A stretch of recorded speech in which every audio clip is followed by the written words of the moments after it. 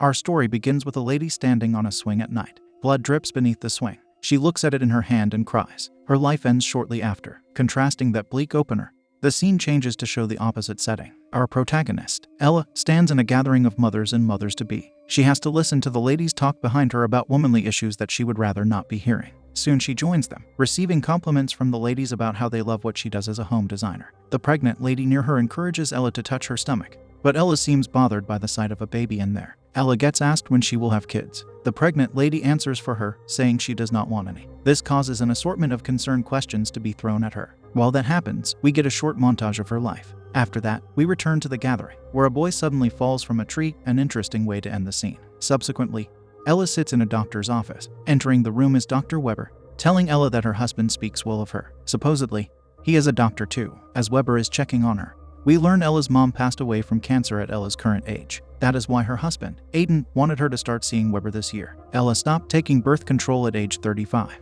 Once she is asked if she wants a family, Ella says she doesn't think she's ready. After her checkup, we learn she is 37. At her age, she has to be ready. Yet Ella states again that she doesn't want kids. She says she is waiting for her biological clock to start ticking, hoping that it will start every new day. Since it does not, she started thinking she doesn't have one. Hearing this is nonsense to the doctor. She says everyone has a biological clock, Ella's could just be broken. In the next scene, she goes to a home store and looks at a booklet that features her. She takes a picture of it to upload the photo on social media. She is proud of her achievement. Later, we see her at home. Aiden is there, talking to her father, Joseph. He brings the man a bag full of pens, which the father seems to love. When his daughter brings caviar to the table, he gets even more excited. He wonders what he did to deserve this, getting him the response from Ella that they could all be lifeless tomorrow. He does not like hearing such macabre statements, so he advises Ella to pull her ears. We can see he is a superstitious man. Joseph is delighted that the couple loves each other, but he looks at the other empty chairs at the table, mentioning their emptiness in a way that suggests he wants them filled. Ella does not want him to get into this topic.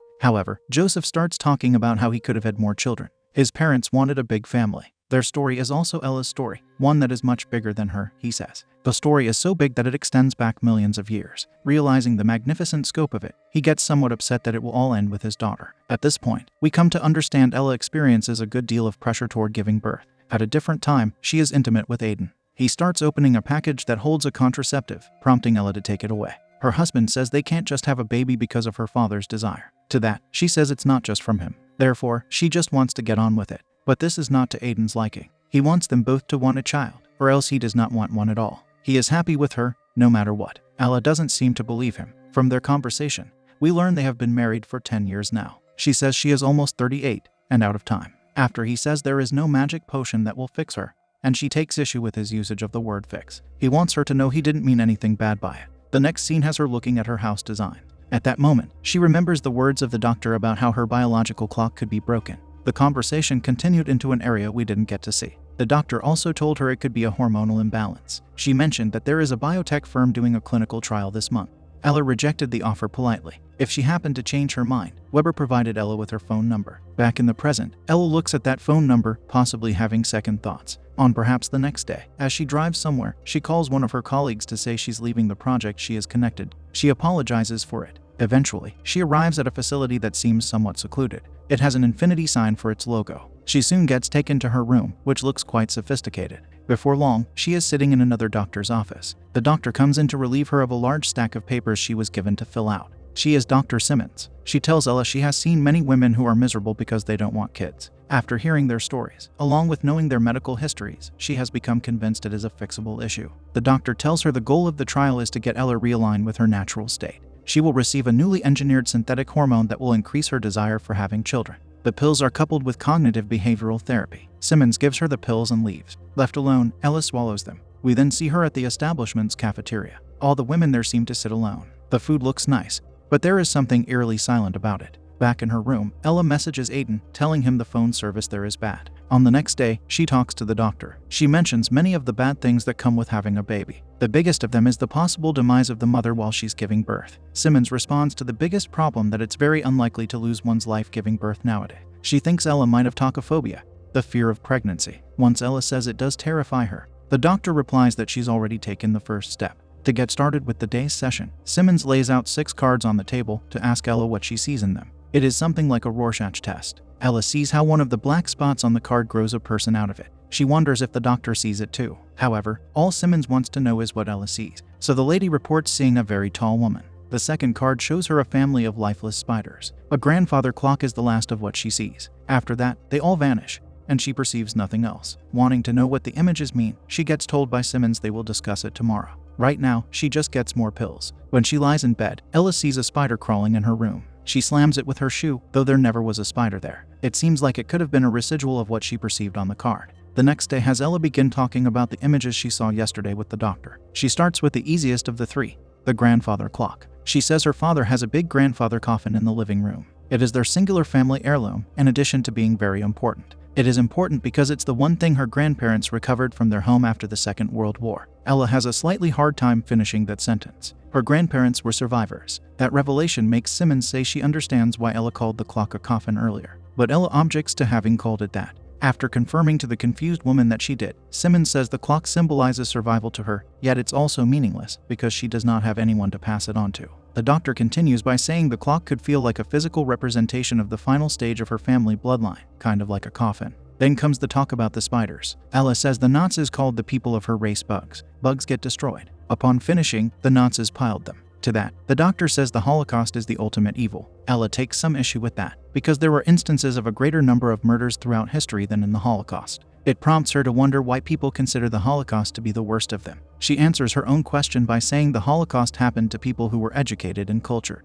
Since it happened once, it can just as easily happen now with the same types of people. That is why its evil is perceived as particularly severe. The doctor responds that Ella might struggle with the idea of bringing a child into that kind of world, a world that harbors such evil. According to Ella, anyone who doesn't struggle isn't paying attention. With those two out of the way, Ella doesn't know what the tall woman represents. Following this, Simmons wants to talk about the results of Ella's blood work. Due to her numbers being quite low, Ella is offered the option of receiving an implant. It is a small device that will release additional hormones into her. On top of that, it will reside in her permanently. Back in her room, Ella is bothered by the ticking clock. It causes her to remove its battery. The device stops, yet it somehow resumes ticking in a few seconds. Ella has to exit the room to free herself from this annoyance. She runs outside of the facility, where another lady startles her by asking if it's her 6th day there. She offers Ella a cigarette, and they both smoke. While they do, Ella says it is her 5th day. The other woman is at the end of her stay, this night being her final one. She will get her implant in the morning. She tells Ella it gets easier once she makes it through a place she calls the tank. When the woman returns to the facility,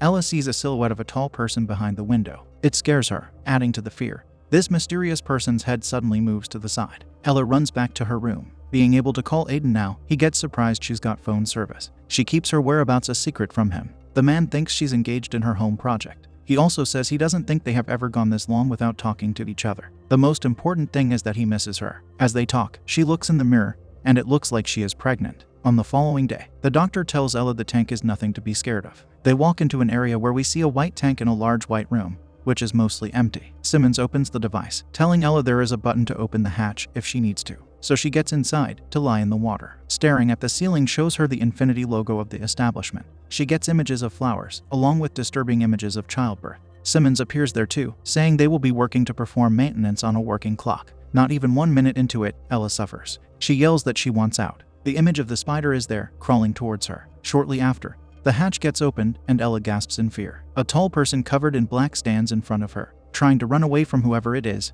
Ella slips. Her head hits something, making the poor lady lose consciousness. She regains it elsewhere, in the doctor's care. The point of the tank, Simmons says, is to be traumatic. The stronger the reaction, the stronger the outcome. Simmons congratulates her on watching the whole video, because not many women do. What Ella wants to know is who the woman was at the end. The doctor tells her it was someone named Annika, but Ella thinks it was someone else. To prove it, Simmons plays a recording of the tank session, which does show someone completely different from who Ella perceived. Now she wants to go back home. She badmouths the procedure. All Simmons can say is that the procedure works. The next scene has Ella sitting in the operating room, getting ready to receive her implant. The nurse gives her a cup of medicine, yet Ella sees a spider. Due to that, she wants to skip taking the pills. She also doesn't report seeing the spider. Perhaps it would have been a good idea to mention such an unpleasant hallucination.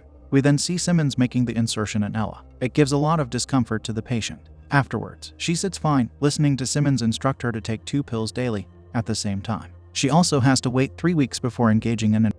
With the procedure finished, the doctor says they are done. She says Ella will think nothing except positive thoughts about agreeing to this procedure. Afterward, she starts driving back home. As she does, she sees the tall woman standing on the road. Of course, she is forced to stop the car. It isn't over after all. Whatever went on in that facility is still with her. Ella has to close her eyes and tell herself the woman is not real. Upon opening them, the woman is not there. Instead, she is somewhere much worse, near Ella's window, where she has her mouth open in a horrific way. Lucky for Ella, she doesn't see that part. She just continues driving. Behind her, she sees a man who needs help with his truck. He is the one who Ella perceived as the woman. She doesn't drive long after that episode. She has to get out of her car to vomit. Coming back home after 10 days of absence, she feels dizzy. Aiden comes to greet her. While she prepares eggs in a frying pan, she hears the voice of Simmons talking in her head. She talks about what she spoke of in the tank, taking the clock apart and reassembling it. At that moment, we witness something quite bizarre. Ella starts eating the eggs straight from the pan before they are ready. The procedure has certainly affected her, and not in a positive way. Then she lies in bed with Aiden.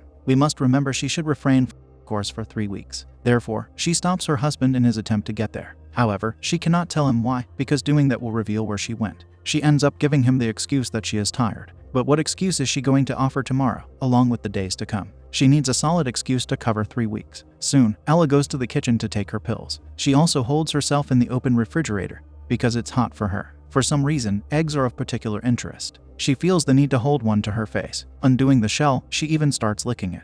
On another day, Ella celebrates her birthday at her friend Shauna's house. Ella has agreed to set up a nursery in Shauna's place. This time, she wants to touch the pregnant lady's stomach. She rests her head on it too. Doing this creates a psychological problem for her, despite her behaving more positively. This problem is manifested in the form of a giant spider on Shauna's belly. She cautions her friend not to move, and slowly gets up to take a book to smash the spider. Thankfully, Aiden is there to stop her from striking at something that isn't there, which could have harmed Shauna's unborn child. This troublesome event prompts her to say she's not feeling good. Ella takes her pills again. Later, she is at the home store again, looking at buckets of paint. She thinks the paints have been reorganized, yet her friend who works there says nothing like that happened. He proves to her that she's in the right spot by giving her a color palette to look at. It shows her shades of blue. Shortly after, she gets a call from Simmons. The doctor is calling to check on Ella's condition, after 1 week has passed since she left the facility. Ella reports feeling the beginning of wanting a baby. Simmons also wants to know if she is experiencing any negative side effects. This makes Ella look at the color palette again to see no colors now. She lies to the doctor, saying all she feels is heat. Simmons tells Ella to up her dosage to the maximum. We then see her setting up the nursery at Shauna's house. She starts experiencing problems there. The voice of Simmons is in her head again. Taking her pills, the poor lady keeps suffering. She is certainly not of the mindset to be working right now. The images she received in the tank keep haunting her. Shauna wants to come in, but Ella wants the room to be a surprise. When she leaves, we see she forgot her pills on the floor. 2 weeks since she left the mysterious establishment, Ella sits in her father's house, where she is unusually sensitive to the ticking of the grandfather clock. Her dad sits beside her, looking at a photo album of their family. It has Ella as a newborn, being held by her mother. It doesn't take long until Joseph takes out a certain photo that was hidden behind another one. It is a picture of the tall woman that haunts our heroine. Upon seeing it, she instantly gets up from discomfort. Joseph tells her it's just her grandmother, after she recently came out of the concentration camps. Following this, Ella sees a picture of her grandmother on the wall, with her face looking exactly like it did near her car window. She can't contain herself, and tells her dad the woman is horrifying. Shocked by her words, the man says she cannot outrun her grandmother.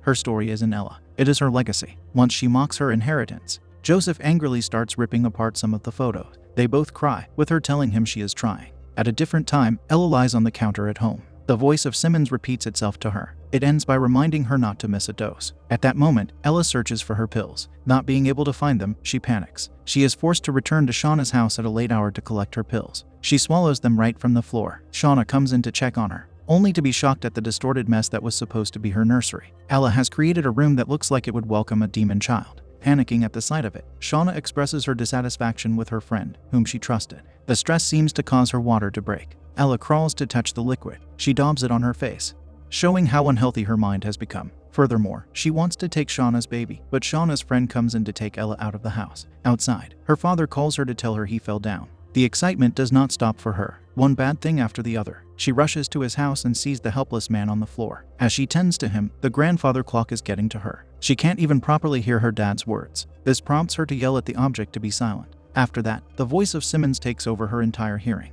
She is practically deaf, save for the haunting vocals of the doctor. To deal with it, she knocks the grandfather clock down to break it with a hammer. Her dad suffers even more due to this shocking, unwarranted behavior. Afterward, the troubled woman is at home. When Aiden comes to her, she informs him of what took place. Since she cries, the man comforts her. He washes her bloody hands in the sink. She finally tells him she wants a baby. She wants one, regardless of what others say. Ella wants him to look into her eyes, for they communicate her readiness. She wants a baby now, so they start engaging in intimacy in the kitchen. However, 3 weeks have not expired yet. Her husband suddenly feels pain, saying there is something sharp inside her. He urges that she get something out of his bag to help him. Once she places it on the counter, she sees the infinity logo on it. This causes her to show him the symbol, asking if he knows those people. By not answering her, she repeats his name. Soon enough, he says he met Simmons at a convention. With that information, Ella realizes that he sent her to Dr. Weber for the primary purpose of being informed about Simmons' establishment. Aiden wants her to understand he did it that way to allow Ella to decide for herself if she wanted to go.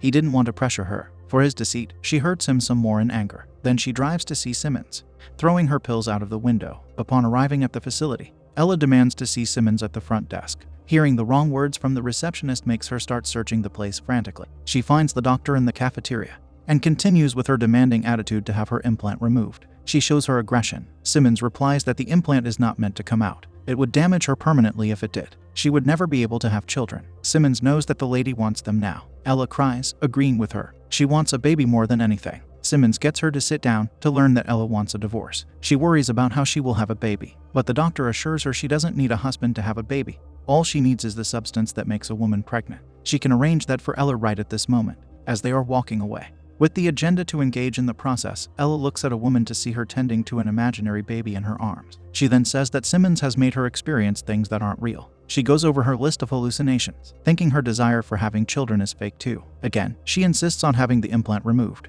Receiving a negative from the doctor, Ella starts taking it out herself in front of everyone. Simmons comes to stop her, but Ella instantly perceives her as the tall woman. She pushes Ella back, yet our heroine uses a metal plate to slam the woman down. With that blow, she turns back into Simmons. Ella follows this action by using pliers to remove the implant from herself. Instantly, her colorblindness starts vanishing. Blood runs down her leg with the device extracted this way. Soon the police arrive, and Ella runs to her car. This results in a police car chase on the road. She stops to answer her phone from Aiden calling her. He tells her he called the police due to what she did to her dad. At that moment, we get a flashback of the time she came to her father when he was on the floor. He tells her he saw the whole family line, even the fish that crawled out of the sea. However, they wouldn't accept him because he has done wrong to her. He regrets having said what he said to his daughter. He now thinks she is doing well by telling a different story. A story about love and happiness, which is all that matters to him. These are the words he was saying to her when she was distracted by the grandfather clock. Then we witness it wasn't the clock she knocked down, but her father. Back in the car, she now realizes what she has done. She gets out of the car, allowing the officers to handcuff her. Yet she seems to change her mind about being taken under arrest by running away to jump off a cliff. Surprisingly, the impact of the rock she fell on does not claim her life. There isn't even any blood. Ella lies there, seeing a fish crawl out of the water onto a nearby rock. It is reminiscent of her father's perception of their family's lineage. All she can do is look at it, with a tear coming out of her eye.